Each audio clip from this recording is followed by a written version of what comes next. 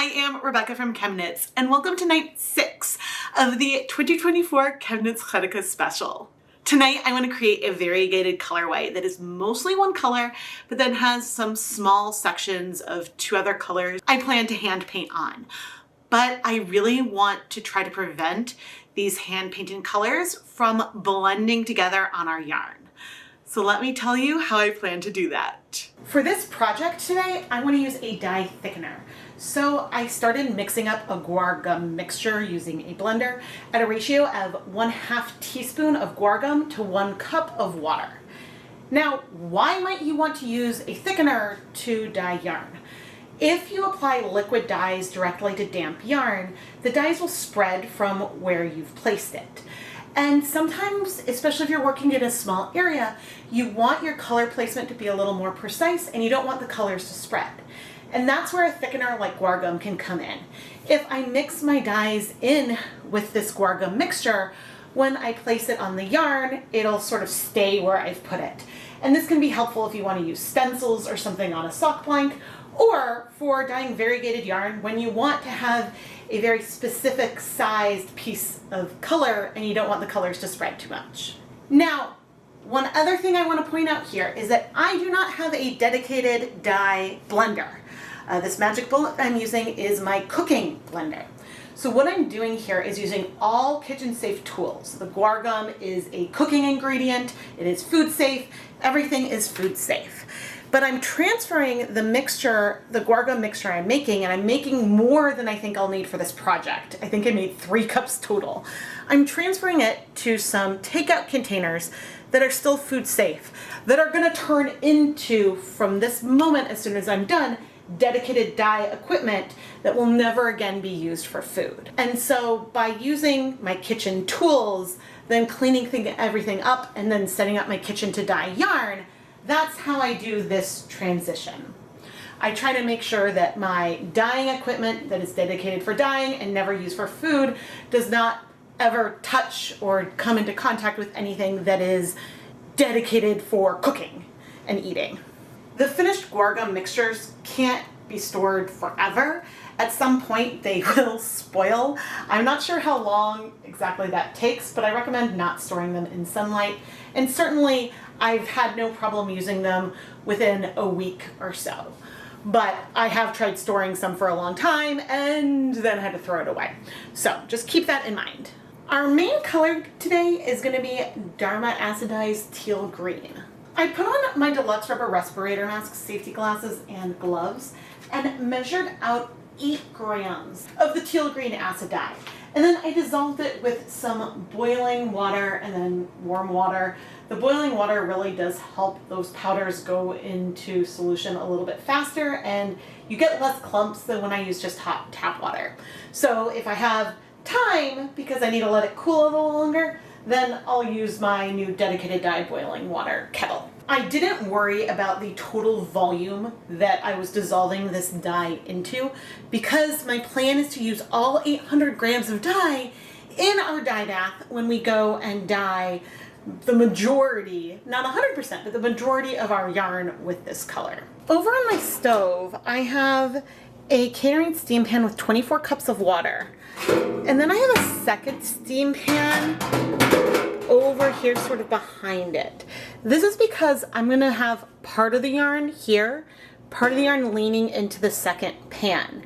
And having a second pan here, sometimes there's like a little bit of a capillary effect where water will sort of get pulled up the yarn and then drain somewhere. And so this is to catch any extra water, plus keep yarn away from the heat source because it's a gas stove. Now we obviously have not yet added any dye. I also have not yet added any acid. And don't worry, I'm gonna shift the yarn around. I just wanna bring all the yarn over first.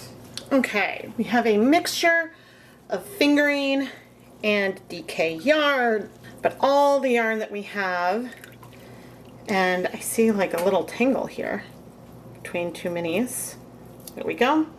But all the yarn we have is 10 gram mini skeins. And so I'm now going to arrange them so that way we have approximately the same amount of yarn not in the dye bath. And I'm going to attempt to do this in a way where we can have everything sort of spread out in a similar way. We may add more yarn back in, we may not, but 800 grams in a pan is a lot.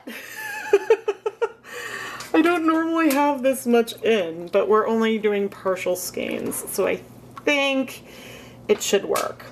What I'm trying to do here with this placement is, to the extent that I can, avoid having one skein that is completely underneath another. There is going to absolutely be variation, but you can see to some extent everything is floating.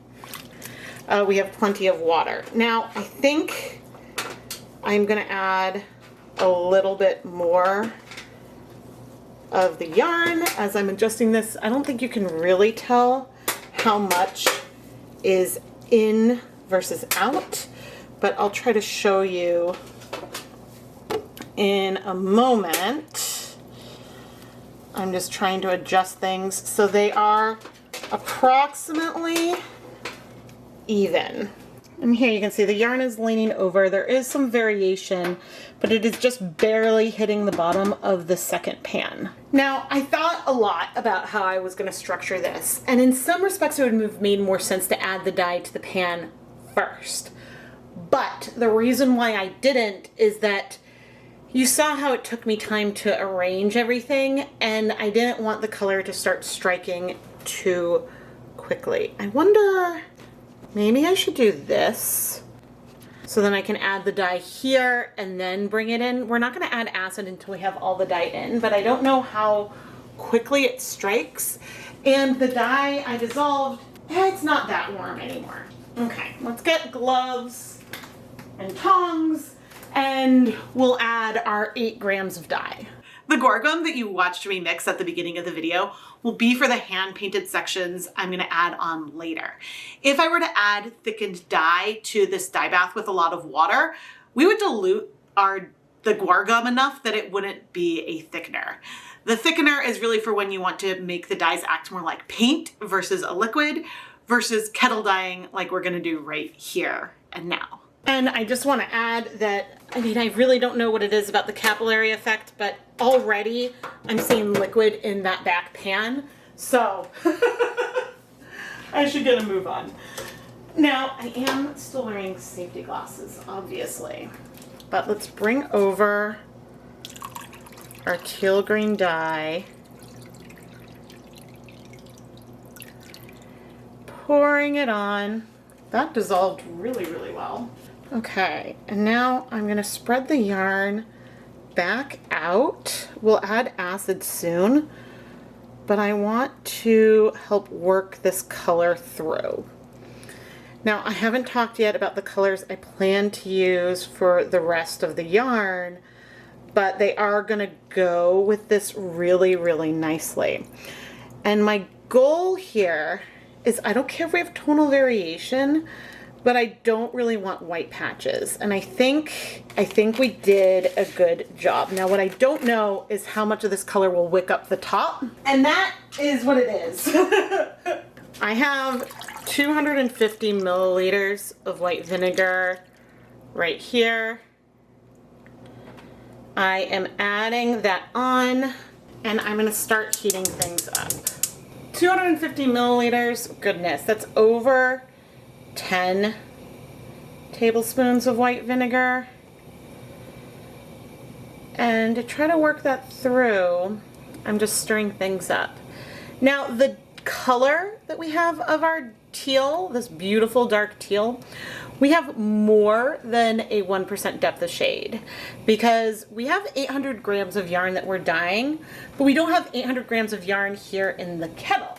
So I'm a little worried about how much I'm seeing the color wick up over there, but I think that that's from stirring it, I think. We'll see if color goes through. Again, it is what it is. Okay, let me do a quick calculation. Okay, the amount of acid we added was approximately 16 tablespoons of white vinegar, and I don't know if this is going further up or not.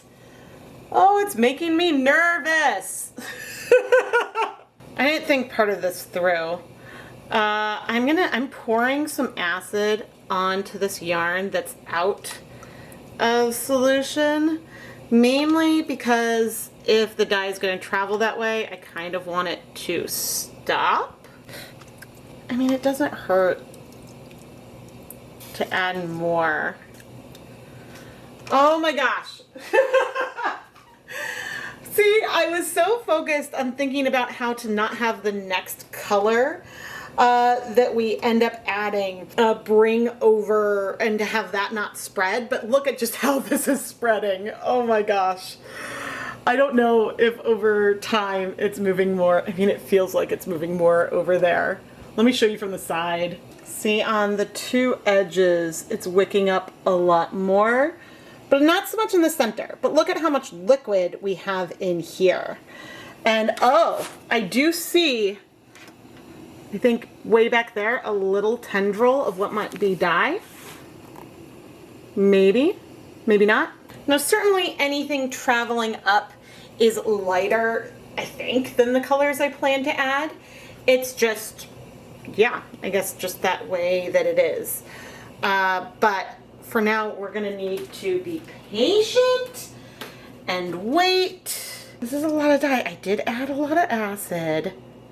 I'm feeling so nervous. Can you tell? Okay, let's trust the process, even if this is doing things over here that are not what I want it to be doing.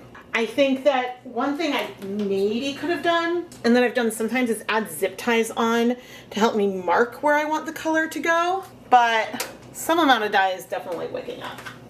It is what it is. Okay, I do have to do one more thing.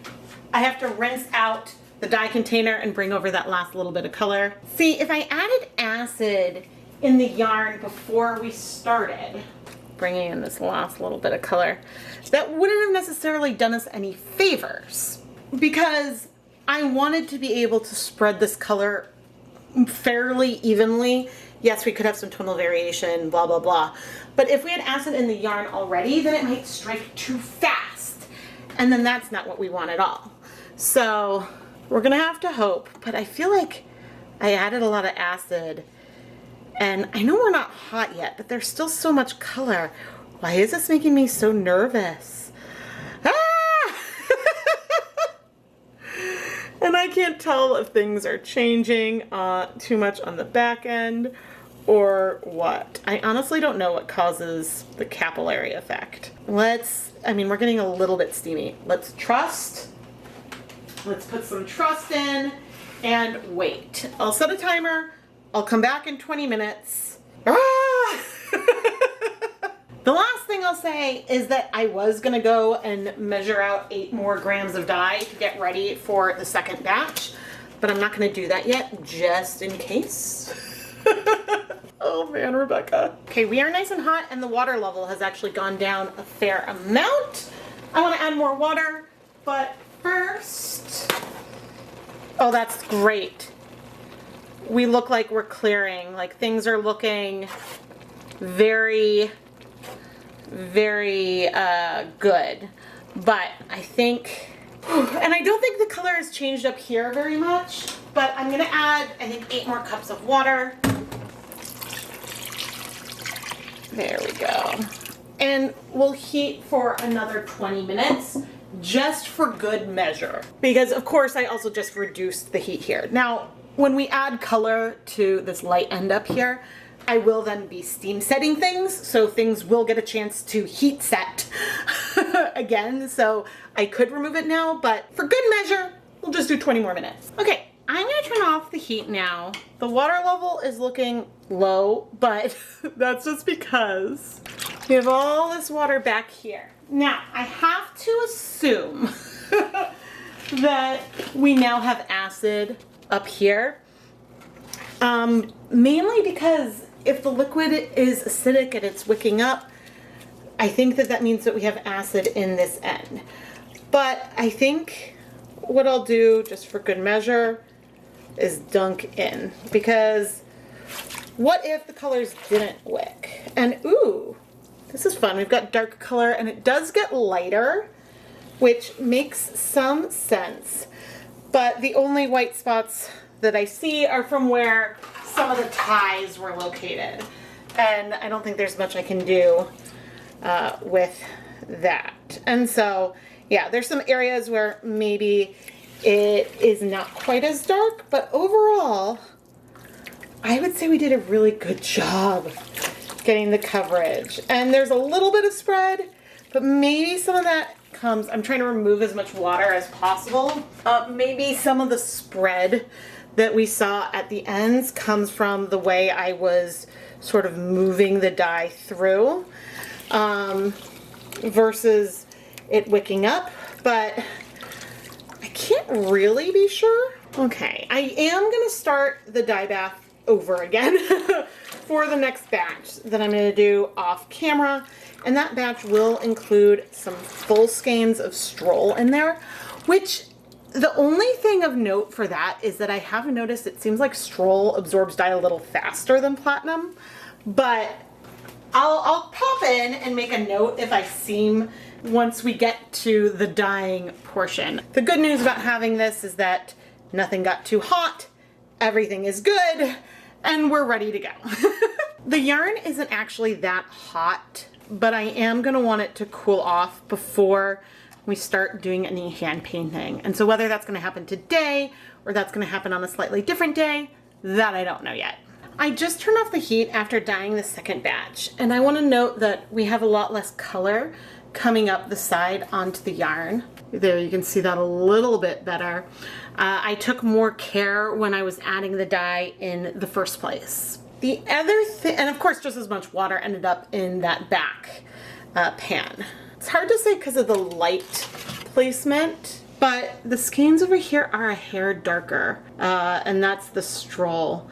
I don't know, as I move the light around, if you can really tell it's subtle. I wonder if I'll notice that in the conclusions, but I have been noticing that it tends to absorb more color over time. But anyway, I now need to remove the yarn, set this aside to cool, and well, we're gonna Guar Gum. And then, well, we'll hand paint these white sections in not too long. We have a great amount of white on each of these skeins to go through. I just have to hope that the mini skeins don't shift relative to one another too much before I come in with our Guar Gum to do some like alternating colors down here. I will sort of make that up as we go a little bit. But as for the transition area, let me pull one skein out. So on some of the yarn, we have this like intermediate transition area, which isn't bad. We could stop our other colors here, or if we wanted to make sort of a harsher line before the teal, we could mix some teal green in with the Guar Gum and bring that in through this area. But having dipped the skein first means that I don't have to try to hand paint this whole area. And so, yeah, maybe we'll go ahead and do that and sort of prep to cover some of this area with a little more teal. But we will probably be moving our zip ties down to the other end and laying our yarn out like this. I'm gonna really have to think about it, because if we're gonna lay the yarn out like this as we go and hand paint, or we could continue to leave it like this, which would make it easier to cover this, but harder to do things over here. So I'll think on that, but let's mix up some colors with the Guar Gum. I added 1/3 cup of the Guar Gum mixture to each of these cups, and it is very thick. Like if you dip a finger in, I guess you can't really see, but it's really nicely coated. We may want to dilute it some, because it's good that it's not really flowing. It's good that it's super viscous, but we may decide, and we can do this really soon after the first amount of dye that we add, but we may decide we want to dilute it with some water. The main reason for mixing it on the thicker side is that if you want to go ahead and add liquid dyes to it, then you can. Or we can add dry dye powders directly to it. So this gives us a little bit of flexibility. The two main colors we'll be using at this stage are Dharma's Electric Violet and Bright Aqua. But I think I will mix up some Teal Green just so that way we have that to play with. We'll see how it goes and how we're pulling things together. But now I'm gonna go put on my deluxe rubber respirator mask, safety glasses, and gloves, so that way we can mix the dye powders into these cups. Now I have these little scoops that I forget if they're like a 1/16 of a teaspoon, but I want to do, let's see, because we can again always dilute this with more Guar Gum mixture, or we can even dilute it with water. 4 scoops of our electric violet.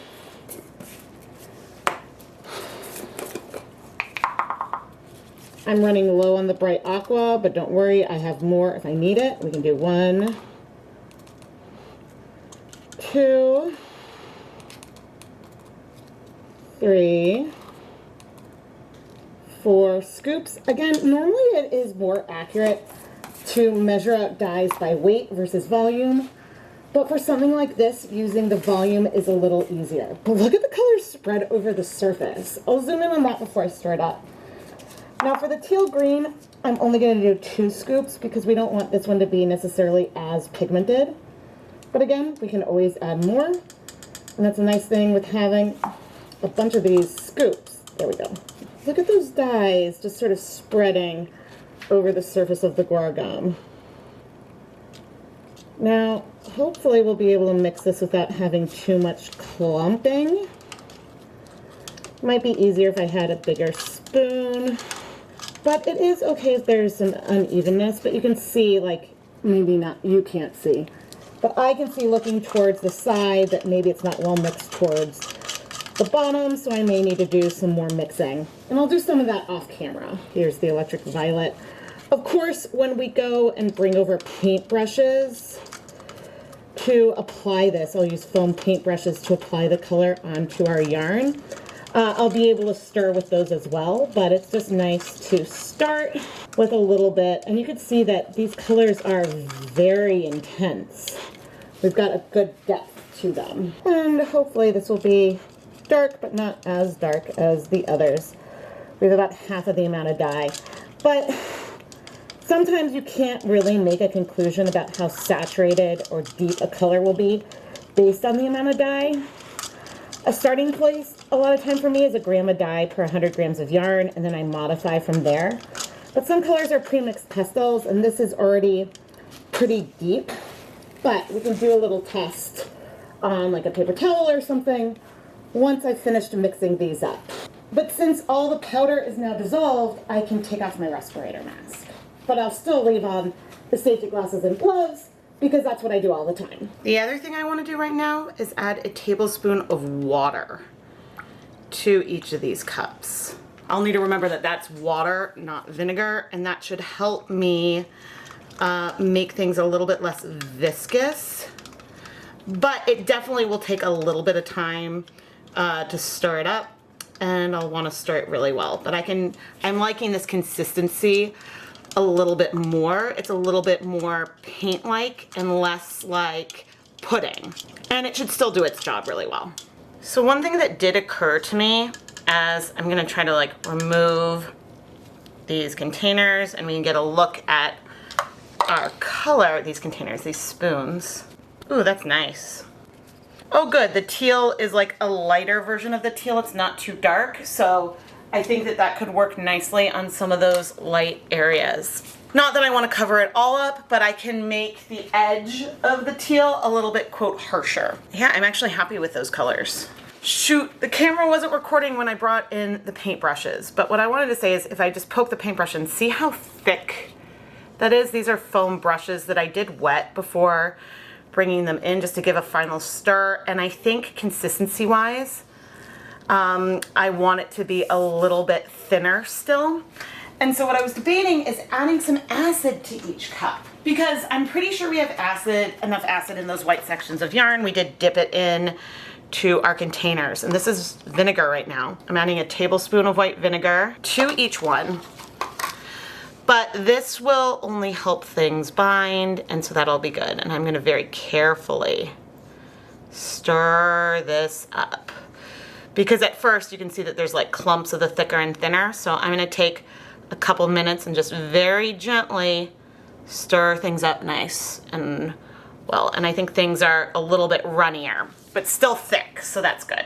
Okay, we have some of our decay, and again, those colors are lighter. I'm curious if I bring this over, how I will feel about starting these edges with a little bit of teal green. And it doesn't need to give perfect coverage because I don't want to have to go too far down. But I like starting with sort of like a cleaner edge. And so I'm really glad that I mixed up this teal green. And so I can do this over here as well. Because originally I was like, oh, should I do some violet over the edge? How do we want to play this? Which color would give a little more contrast with the teal or less? And so yes, this is going to give some more almost lines as we go further down. And there is going to be some of the teal peeking through that area, but we're a little bit more consistent with what we're starting with. And we may vary up the order as time goes on, but let's go ahead and start some with our bright aqua. And I'm gonna do something a little bit, I think, symmetrical. But you can see that when I'm adding this dye on, and we may need to spread things out more and go through more layers because I don't think it's gonna go very far down. But notice how it's not spreading, how I'm adding the color and it's staying put. Now, as time goes on and we have some ties over in that area, which is a little trickier, as time goes on, we may choose to make these sections a little bigger. But you can see that I have my hand down here, and the reason for that is so that way I don't move the strands too much while I'm doing this. It's just to help me out. Now I could overlap these colors to blend them if I wanted, but you also don't have to. But we could have a little bit of white between, or I can bring it up really, really close. We could have a little bit of some spread, but not very much. Now, the other thing I like about using foam brushes is that using the foam brush brings, it removes some liquid as you press, and so it makes it harder to add too much liquid. But again, not every set may have the exact same patterning, and they may not all be the exact same size, but I'm aiming to do something like this. This is a little bit reminiscent of a colorway I did, I think with Rit dyes on, I forget the yarn base, in my first ever Chanukah special. I did something like with some colors, and see now I'm not pressing on it with my hand because I don't want to get too much dye on my hand. I'm doing my best. We are gonna have to flip this to add more color. And so it's reminiscent of that, but again, you can see that where the colors overlap, it's a little bit more intentional, because if I was trying to do this with just liquid dyes, these colors would spread a lot more. It's the thickness of the Guar Gum that is allowing the colors to stay put more. Of course, now when we go ahead and flip this, and we're gonna get more blending because, not only is that what it is what it is, but also because since these are minis, things are gonna shift a little bit more relative to one another than, oh no, wrong color. Things are gonna shift a little bit more relative to one another than they otherwise might. Just because of the fact that the mini skeins, they're attached with like a zip tie at the end, and that is pretty much it. And so they can easily shift relative to one another. But I'm gonna carry on and add some color onto the side. Maybe there was a little bit of less bright aqua mixed to start with, but I'm noticing I'm using a lot more of that than the electric violet to get the color and the coverage that I want. And I have a feeling I'm using more because using a little bit more dye is giving us a little bit brighter aqua color. And the purple may be a little more intense, and so that's why I'm not needing quite as much of it for the same amount of coverage. Okay, here we go. 1 out of 16 dyed. And I should potentially use plastic wrap here, but I didn't. I'm gonna try to carefully put this in my steamer basket. Oh dear. But guess what? I noticed some other areas actually where I want a little more color. So this is one of the downsides of Guar Gum, is that it's harder to get coverage.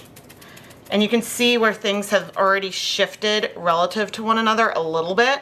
And so there will potentially be some white patches in here, and that is okay. It maybe would have been a little easier to spread things if I didn't have the acid in there.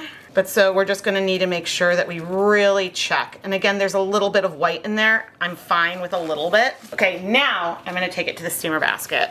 There we go. So you can see how I've laid the yarn out in the steamer basket to try to keep things at least a bit separate.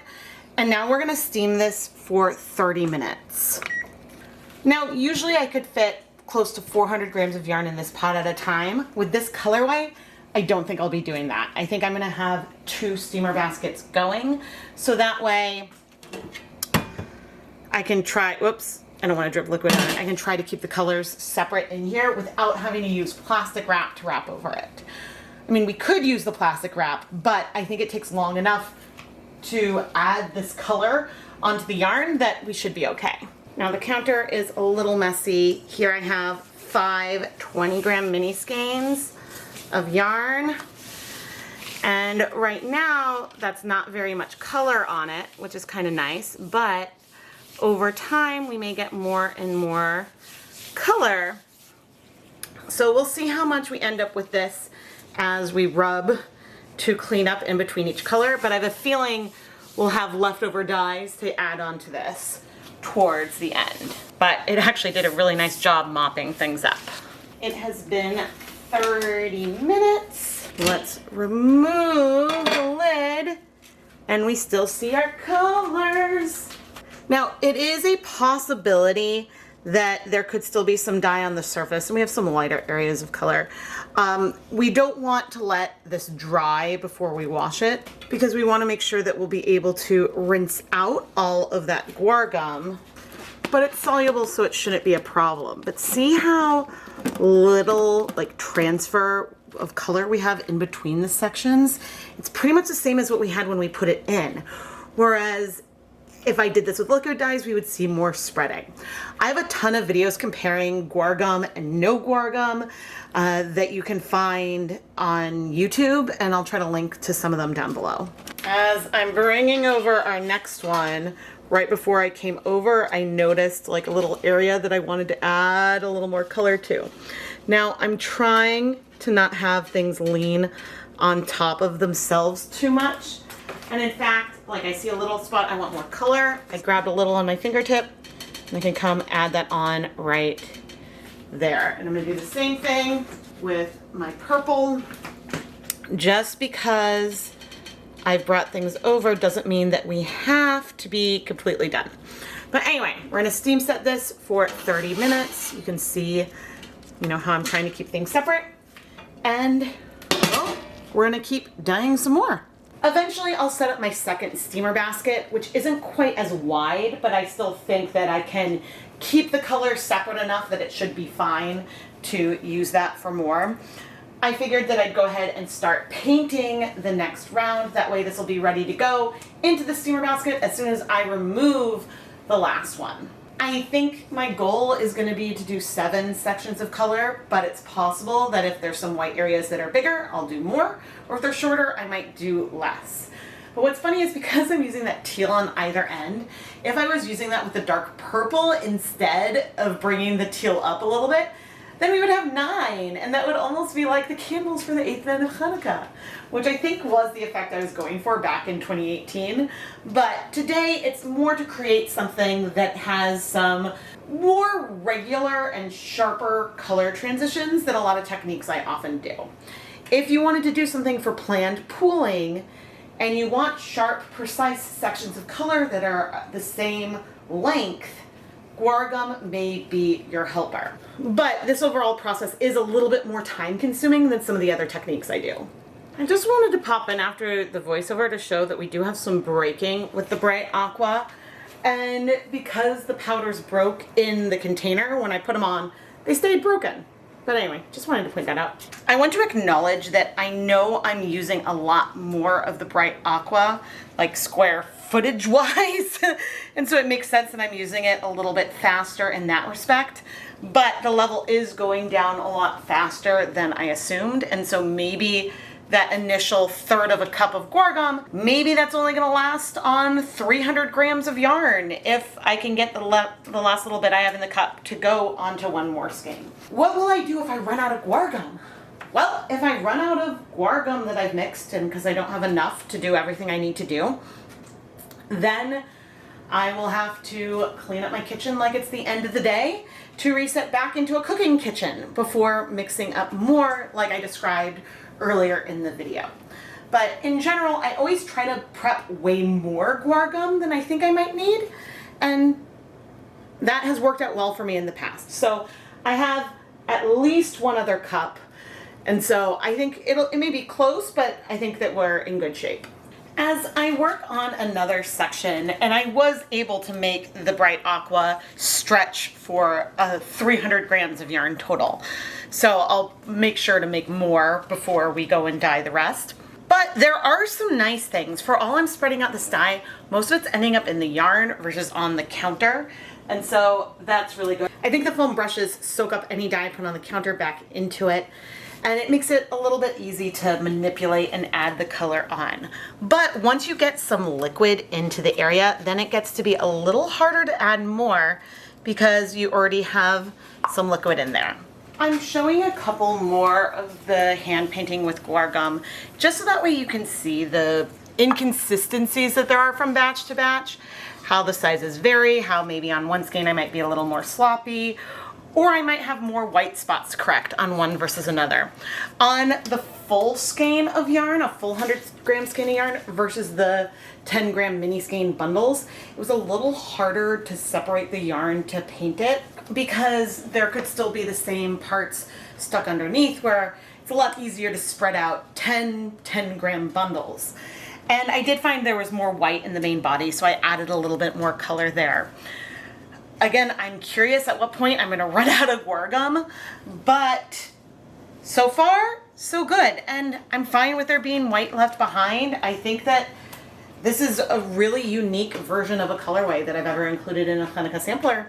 And so I'm really excited.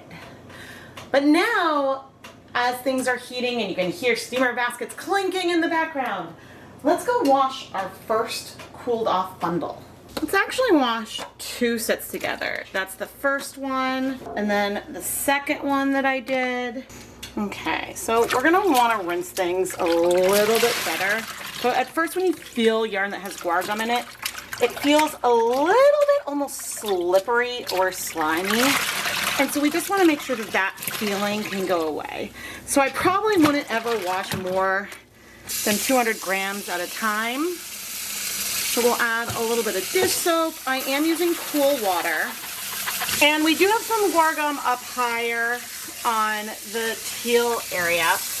I think that if I wanted better coverage on the teal in the first place, I could have done it in 2 stages of adding the dye.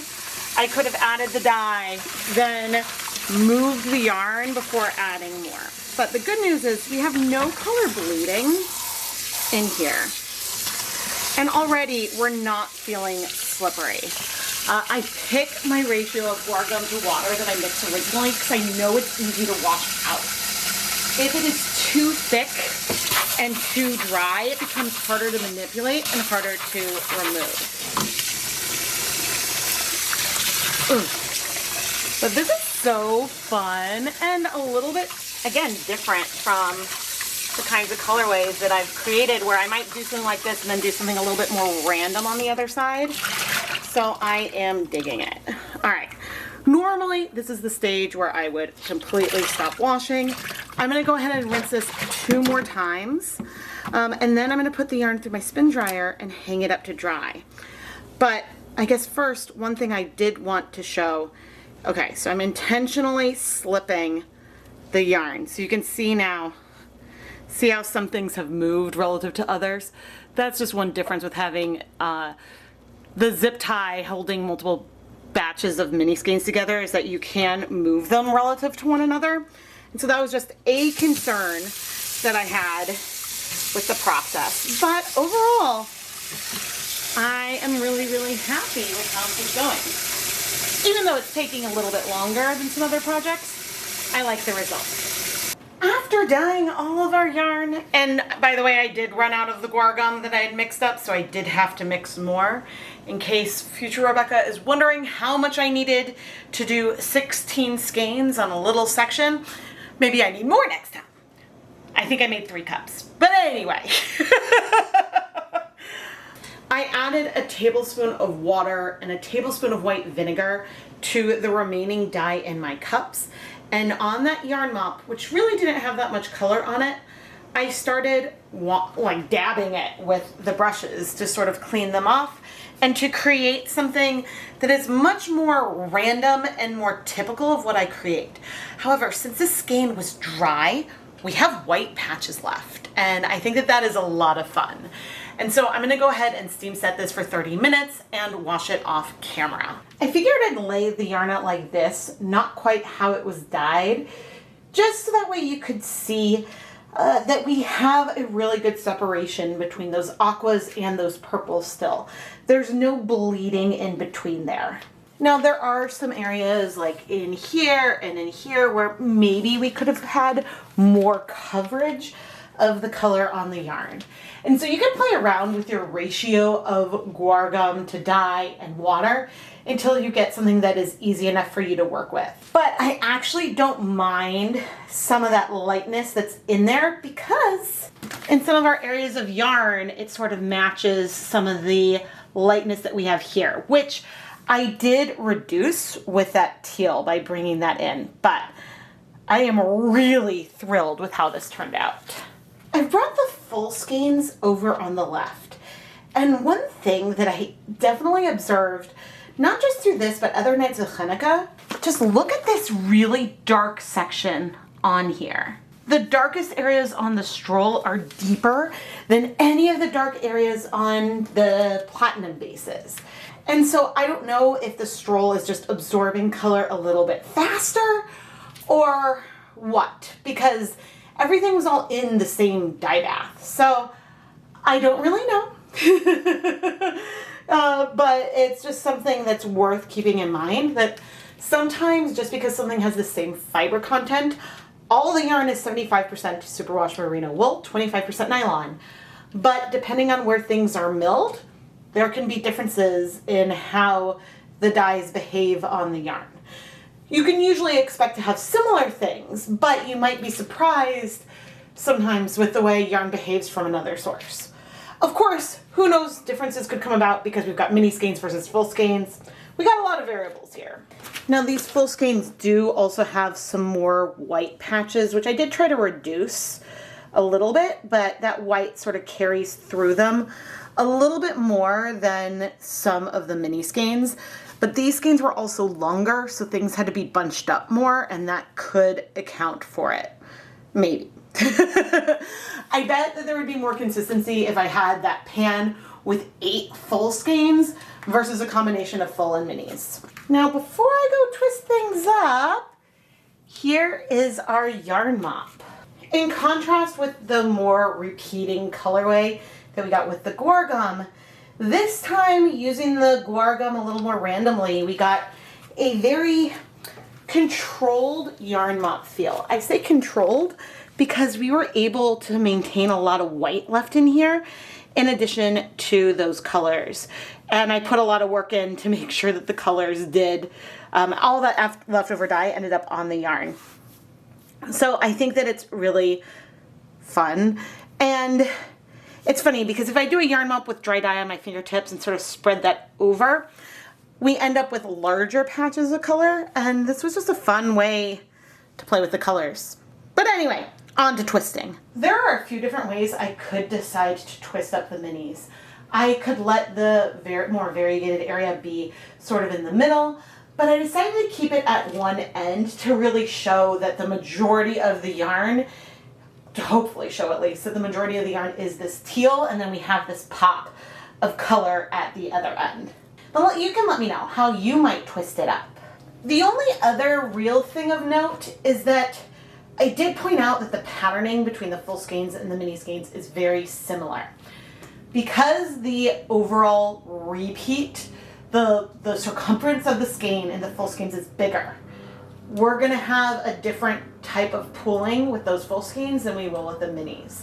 And so you could make a skein of a custom length if you wanted to go for something more planned pooling, which I haven't done. But at least with Guar Gum, if you want a section to be, say, 6 inches, you can get that a little bit more reliably without worrying about the color spread. One thing I realized during editing was that the contrast between watching the colors spread out when we did the main color tonal versus how the colors didn't spread with the Guar Gum is really staggering. But I'm really glad that I had a combination of both in this video just for a little bit of contrast. I really am happy with how these colors turned out. This one also feels like a very Rebecca colorway. I am Rebecca from ChemKnits, and I cannot wait for you to see what's coming up in Chanukah Night 7. Please let me know any predictions you might have down in the comments. And don't forget to subscribe and turn on your notifications so you never miss a new video, Chanukah or otherwise. I try to read as many comments as I possibly can, and so I really appreciate you leaving them. And of course, if you're still looking for some Chanukah yarn, there may be some things left in the ChemKnits Creations Etsy shop. I'll have links to my shop down in the video description. Thank you so much for watching, and happy Chanukah!